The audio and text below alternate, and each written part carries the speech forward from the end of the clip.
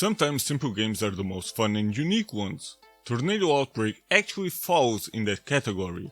A game developed by Loose Cannon Studios for the PlayStation 3, Xbox 360 and Nintendo Wii, and you are looking at the PS3 version here, and published by Konami in 2009 in Europe and North America. No, Japan got nothing. I don't know what happened to the developers, but seemingly this was their only game. Well, whatever. In here you play as a tornado. You may ask why? To where I ask why not. And you belong to an army of wind warriors. Your actual job is to create atmosphere on lifeless planets, but you will never get to that because your job now will be to destroy everything in sight, so maybe you are more of a villain than anything else. You are the new commander of the wind warriors and suddenly you find an entity called Omegaton. He supposedly was a good guy from another dimension that was crushed by his enemies in a fight and discarded in your dimension together with his 6 orbs of power. Why would they discard Omegaton and his source of power in the same dimension instead of different ones? Kinda weird. So your job now becomes trying to help Omegaton go back home. His 6 orbs were found on Earth. Yeah, what are the odds? But the wind warriors can't approach Earth because the heat of the sun, because that damages them. But with the help of Omegaton and the shadows created, you can now search for the orbs on Earth. But mind you, you can only move around when there is a shadow, which is why you will get burned when you try to get out of the shadow. And yes, this makes for a fun mechanic, especially during the boss battles. So your job will be to destroy everything in your sight. This is why maybe you are the villain, at least for the humans, to be able to use the so-called Lodestar, a device that helps you find the orbs for Omegaton. You start each level as a small tornado and the more you destroy the bigger you get to unlock the Lodestar and move on. Do this 2 to maybe 3 times to fight these poles, which essentially are the boss. Defeat them to get 1 orb and move on. And honestly, going around destroying everything actually is a lot of fun. You can only try to destroy everything because you always have a timer that is set to 5 minutes. So unless you know in what order you should destroy stuff, then you might have kind of a hard time here, also because you can only destroy certain things when you've reached a certain size. This bar here shows you how much you need to destroy to reach your next size. So think of this as something like a puzzle.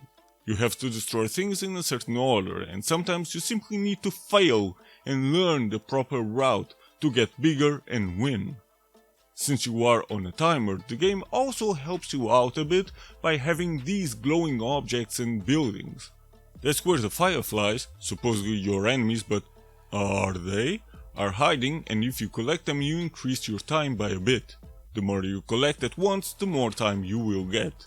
And sure, as a small tornado it might seem that you take an eternity to reach a certain size, and that's why I said to think of this game as a puzzle, but once you've reached max size, then you can just demolish everything because you will be unstoppable, at least in the remaining time. Who would have thought that a little game like this would be this fun? Disappointing though are the bosses. Now, you always have to move towards them and that's actually fine, especially when it's always different how you have to approach them. You always have to avoid light, but sometimes you only avoid light while in other times you have to use the shadows appearing and disappearing, and you have to use your timing skills to move on top of those shadows. However, once you've reached these poles, the game turns into a button masher and you have to punch them into oblivion. And yes, all work the exact same way. Even the final boss, which is very disappointing and very uninventive compared to, well, the rest of the game. Most of the time though, before you can even fight these bosses you have to create a wind area, and that's where these gates come in. It's something like a race, I guess. You have to go through these portals and gain enough speed to be able to create those wind areas. The blue orbs, let's say, give you speed while the red orbs decrease it, but if you defend yourself, then the red ones won't slow you down, so it's just a timing thing. If the game only had the main story, then it would be a very short game. Fun, but, well, short, easily beatable in about 4 hours or so. But there is a bit more to do if you want to be a completionist at least. Beating the levels with a certain amount of points, getting those rock brothers that you have to wake up, or these sisters that are trapped in these blue balls and you have to play some kind of mini race, I guess, to set them free, getting all the fireflies or getting gold in the portal races will unlock extras like concept arts and stuff like that. Yeah, these are just collectibles, but hey, it's nice that it's there. Otherwise, there is nothing much to say here. Visually it looks quite charming and the sequences look quite fine. Yeah, your mouth doesn't move in these sequences, but whatever.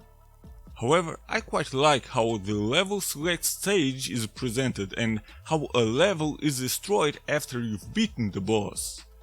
Sound effects, voice acting and music are also quite fine for a game like this at least. So overall, Tornado Outbreak is quite a fun game for what it is.